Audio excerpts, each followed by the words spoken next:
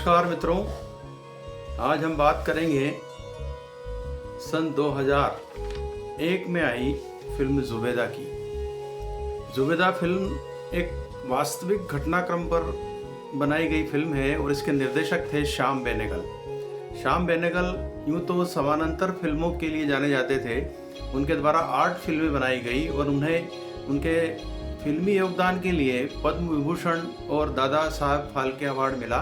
और श्याम बेनेगल का निधन वर्ष 2024 में हुआ है। श्याम बेनेगल कुछ अलग तरह के फिल्मकार थे, लेकिन उन्होंने इस फिल्म के राइटर और एक जो है फिल्मों के क्रिटिक्स खालिद मोहम्मद के अनुरोध पर 3 फिल्मों का निर्देशन किया, जिनमें मम्मो, सरदारी बेगम और ये तीसरी जो थी जुबेदा थी। जुबेदा एक्चुअली वास्तविक कहानी पर आधारित फिल्म है और ये फिल्म खालिद मोहम्मद के जीवन पर है। खालिद मोहम्मद की माँ जुबेदा बेगम के नाम से जानी जाती है और वे मुंबई में एक फिल्मी दुनिया में अपना करियर बनाना चाहती थी, लेकिन उनके पिता, जुबेदा के पिता का रोल इसमें सुलेमान सेठ नाम का किरदार है, वो अमरीश पुरी ने किया है। तो उस अमरीश पुरी ये नहीं चाहते थे कि उनकी बेटी फिल्मों में काम करे और उन्होंने 20 फिल्मों से निकलवा कर उसे जुबेदा की ज़बरदस्ती पाकिस्तान से आए अपने एक मित्र के बेटे से करवाई। कहानी की शुरुआत यहीं से होती है। जुबेदा जैसे तैसे समझौता करती है। जुबेदा का रोल इसमें करिश्मा कपूर ने किया है। बहुत ही उम्दा अभिनय है और इस अभिनय के लिए उन्हें राष्ट्रीय पुरस्कार मिला है करिश्मा को। तो कहानी यूँ शुरू होती है कि जुबेदा को बेटा होता है, उस बेटे का नाम रिजू रखा जाता है, रियाज मोहम्मद। रियाज मोहम्मद वही है जो खालिद मोहम्मद हैं वास्तविक दुनिया में। चूँकि पाकिस्तान से आए हुए उनके दोस्त के बेटे से शादी हुई थी, तो उनका यहाँ मन नहीं लगा, उनका बिजनेस नहीं चला, वो सिर्फ पाकिस्तान चले गए और इसी बीच जुबेदा को तलाक देकर दे दिया गया। जुबेदा रिजू से बहुत मोहब्बत करती थी और मुंबई में इधर उधर आना जाना करती थी। सुलेमान सेठ यानी कि अमरीश पुरी ने जो किरदार किया है, उनकी एक प्रेमिका रोजी होती है इस फिल्म में। इस रोजी का किरदार बड़ा चुलबुला है और इस किरदार को निभाया है लिलेट दुबे ने। लिलेट दुबे नाम की एक अभिनेत्री है। हालांकि उनको बहुत बड़े बड़े काम नहीं मिले, लेकिन जितने भी उन्होंने अभिनय किए हैं, चाहे बागबान भी किया हो, चाहे जुबेदा भी किया और कोई फिल्मों में किया, बहुत अच्छी किरदार निभाया उन्होंने। तो कहानी आगे बढ़ती है। खालिद मोहम्मद यानी कि रिजू बड़े हो गए हैं और बड़े होके वे उनकी परवरिश जो है नानी करती है। नाना जो थे अमरीश पुरी की डेथ हो जाती है, और इसमें रिजू रियाज मोहम्मद की माँ मतलब नानी का रोल सुरेखा सीकरी ने किया है। सुरेखा सीकरी भी अपने आप में बहुत ही समर्थ अभिनेत्री है। तो वैसे भी श्याम बेनेगल ने कलाकार बड़े चुन चुन के लिए हैं इसमें, तो उनकी परवरिश करती है। और कहानी शुरू होती है, रियाज मोहम्मद अपनी माँ के बारे में नानी से पूछता है और धीरे से उसको पता लगता है एक डांस मास्टर का जो शक्ति कपूर ने रोल किया है कि उनकी माँ के बारे में कहाँ से जानकारी मिलेगी ज़्यादा। और खोज करते करते वे सिरे तक पहुँच जाते हैं और आखिरकार नानी उनको बता देती है कि उनकी माँ जो है एक दुखांत दुर्घटना में उनकी मौत हो गई और उन्होंने तत्कालीन जोधपुर के महाराजा हनवत सिंह से दूसरा विवाह किया था। उस जमाने की बात करें मित्रों, तो मुंबई जगह ऐसी थी जो अंग्रेजों के कब्जे में थी और इसको मुंबई प्रेसिडेंसी कहा जाता है। बॉम्बे प्रेसिडेंसी, तब मुंबई नहीं था, बॉम्बे प्रेसिडेंसी कहा जाता है। और चूंकि अंग्रेजों के अधीन थी, वहाँ रेजिडेंट अंग्रेज था, गवर्नर अंग्रेज था, तो जितने भी राजा आसपास के रियासतों के थे, उन्होंने अपने वहाँ बंगले बना रखे थे, आमोद प्रमोद के साधन विकसित कर रखे थे और वे घोड़ों का जो दाव लगता है रेस कोर्स में, वहाँ दाव लगाया करते थे और अपने पार्टियां करते थे। और इसी तरह के राजा हनवत सिंह जो है वो जोधपुर के युवा राजकुमार थे। हालांकि उनकी एक शादी हो चुकी रहती है और वे मुंबई आते हैं। मुंबई में वे रेस कोर्स में दाव लगाते रहते हैं और यहीं पर उनकी मुलाकात करिश्मा कपूर से हो जाती है। करिश्मा कपूर यानी जुबेदा से। जुबेदा बहुत खूबसूरत युवती रहती है। हालांकि उनका एक बेटा रहता है, लेकिन फिर भी कहीं से यह एहसास नहीं होता है कि ये एक बेटे की माँ है और इतनी खूबसूरत है कि उसको देखते ही हनवत सिंह कट्ट हो जाते हैं। राजा महाराजाओं के तो बड़े किस्से हैं, चाहे जितनी विवाह करते थे तब वे, और कोई रोक टोक थी ही नहीं। तो वे जुबैदा को प्रपोज कर देते हैं 2-4 बार की मुलाकात में। चूँकि जुबैदा के पिता जो है वो इस विवाह के खिलाफ भी रहते हैं, लेकिन फिर भी जैसे तैसे मान जाते हैं बेटी की खुशी के लिए। और जुबैदा जो थी अपने बेटे रिजू से बहुत प्यार करती थी, लेकिन वो राजमहल में उसको नहीं ले जा सकती। जुबैदा की नानी आगे आती है कि मैं इसको माँ की तरह संभालूंगी, और जैसे तैसे करके उसको जुबैदा को विदा कर देती है। ये कहानी प्रेम कहानी शुरू होती है और यहीं से आगे बढ़ती है। क्योंकि जुबैदा बहुत प्रेम करती है हनुमत सिंह से। हनुमत सिंह का कुछ और नाम रखा गया है इस फिल्म में, एग्जैक्ट वो नाम नहीं बताया गया है कि वहाँ के महाराजा से काल्पनिक गढ़ते हैं ना, कई बार समस्या आ जाती है उसको लेकर के। तो ये लेके जोधपुर के ले जाते हैं। अब चूंकि मुस्लिम युवती थी, इनका नामकरण भी दूसरा कर दिया जाता है इसके अंदर। और इसमें हनुमत सिंह की जो पत्नी है वो पहले से रेखा ने रोल किया है। वो कई पत्नियां होती है राजा महाराजाओं की, उनमें से एक रेखा भी थी और वो पटरानी थी। पटरानी और इनकी जो बातचीत है और बड़ा एक दूसरे के जो डायलॉग डिलीवरी है बहुत ही आकर्षक है इसके अंदर, और रेखा का रोल बहुत ही अच्छा है इसमें। अब हम पहुंच गए वहाँ पे राजमहल में। अब हम राजकुमार की बात करते हैं, हनुमत सिंह। हनुमत सिंह का रोल मनोज बाजपेयी ने किया है। बहुत समर्थ कलाकार हैं, इतने समर्थ हैं कि बड़े बड़े हीरो उनके सामने आने से घबराते हैं। इसका एक उदाहरण आपको दूं, आरक्षण फिल्म में अमिताभ बच्चन के सामने उनको रोल करना था और बाकी वो रोल इतना अच्छा किया उन्होंने। आपको वो डायलॉग आज तक होगा कि बहुत करारा जवाब मिलेगा, मतलब बिग बी को भी उन्होंने बराबरी से टक्कर दी इस फिल्म में। तो इतने समर्थ कलाकार हैं। जब श्याम बेनेगल ने मनोज बाजपेयी को इस फिल्म के लिए बुलाया तो उन्होंने एक जगह कहीं बताया है कि उन्होंने कहा कि साहब मैं तो कहीं से राजकुमार नहीं लगता हूँ, मुझे क्यों चुन रहे हैं इसके। श्याम बेनेगल ने कहा कि तुम राजकुमार नहीं हो लेकिन लगोगे थोड़े दिन, इतने बड़े कलाकार हो, इतने अच्छे कलाकार हो कि इसमें ट्रांसफॉर्म हो जाओगे। तो वाकई मनोज बाजपेयी ने जिस तरह से इस फिल्म में एक्टिंग की है तो बिल्कुल ऐसा लगता है कि ये राजकुमार ही पैदा हुए हैं।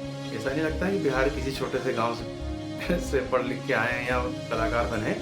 उसमें चाल ढाल, उसमें बातचीत करने का तरीका, इतना गहरा अध्ययन किया मनोज बाजपेयी ने और अपने आप को उस किरदार में ऐसा फिट कर लिया है कि आपको कहीं से कहीं तक नहीं लगा कि ये राजशाही या राज परिवार का व्यक्ति नहीं है।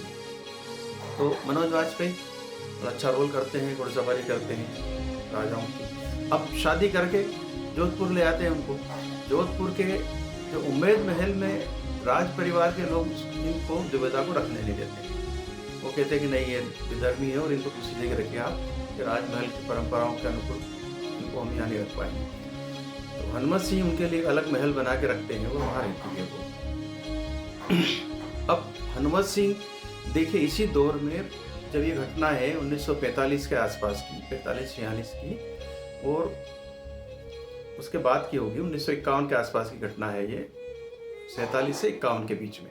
तो उसी दौर में भारत आज़ाद हुआ था और आज़ादी के आंदोलन में जब सरदार पटेल सारी रियासतों का विलीनीकरण कर रहे थे तो यही महाशय हनुमत सिंह भारत में मिलने के खिलाफ थे। न भारत में जाना चाहते थे न पाकिस्तान में, और यहाँ तक बताते हैं लोग कि पाकिस्तान में जाने की उन्होंने हाँ कर ली थी। कोरे कागज पे साइन करके जिन्ना ने उनको दे दिया था कि आप जो चाहे इसमें शर्तें भर लो और हमारे साथ आ जाओ।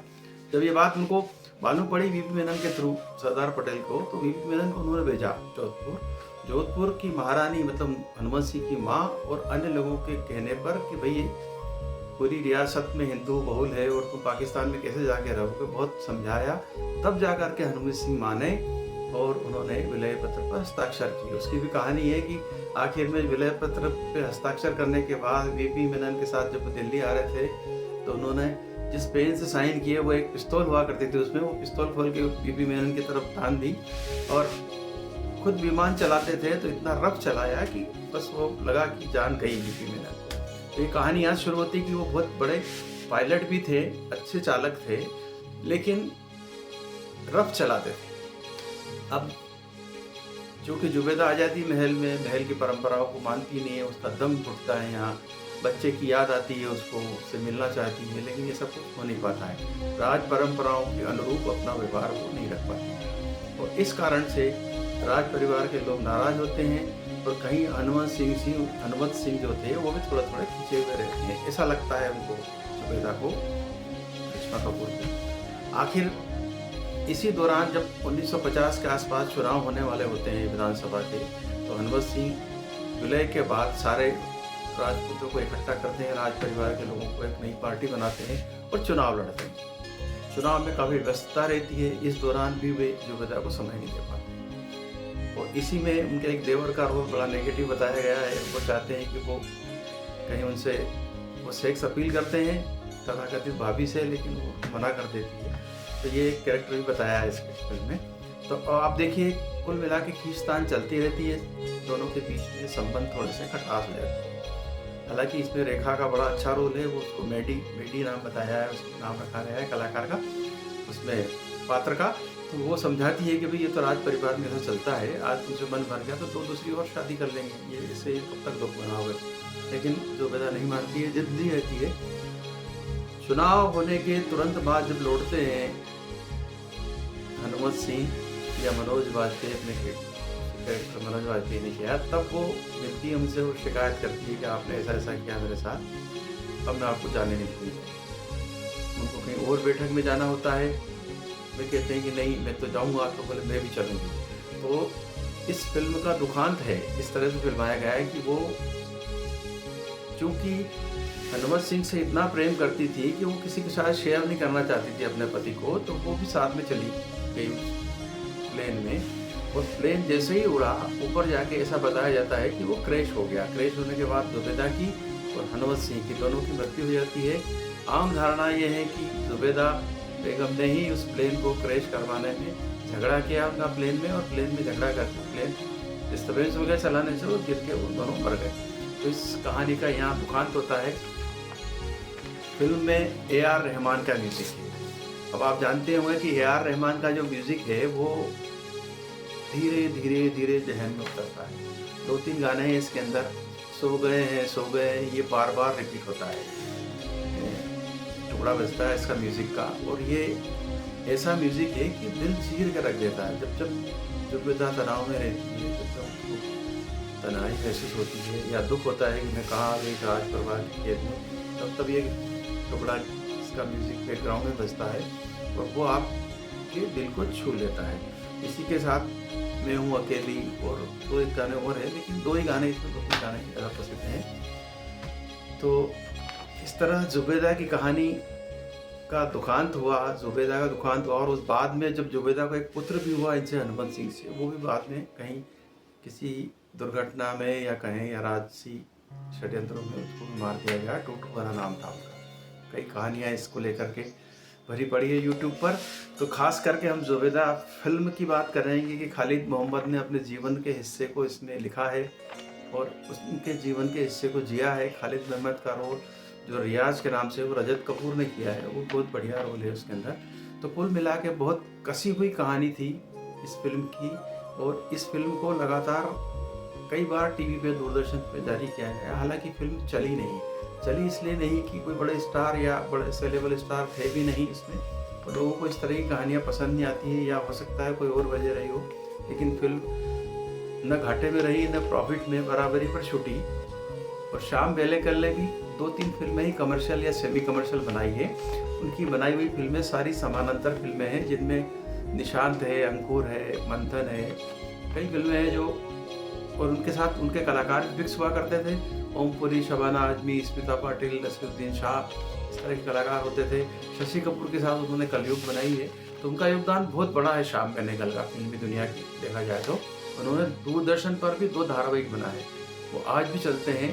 जवाहरलाल नेहरू के द्वारा लिखी गई डिस्कवरी ऑफ इंडिया पे भारत, एक खोज और इतिहास आपको देखने को मिल जाएगा। सारी सीरीज में देखी है, यूट्यूब पर पड़ी हुई है।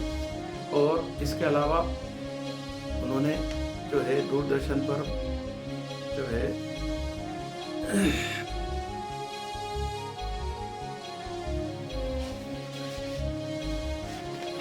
एक आध सीरियल और बनाया है, मुझे याद नहीं आ रहा है, लेकिन खास करके उनका प्रसिद्ध सीरियल यही था।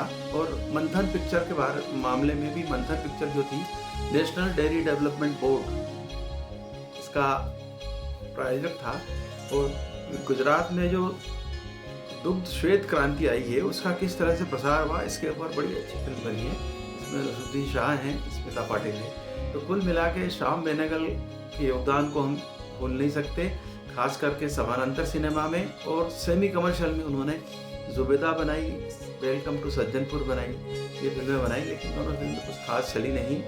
तो जब भी आपको कुछ अच्छी फिल्म देखने का मन हो या बहुत ज़्यादा कमर्शियल ना हो लेकिन कुछ सेंसेबल पिक्चर देखना हो तो जुबेदा देखिए, वेलकम टू सज्जनपुर देखिए, और तो आर्ट फिल्में देखना है तो ये निशांत, अंकुर और मंथन देखिए। आज बस इतना ही। नमस्कार, ऋषि शर्मा।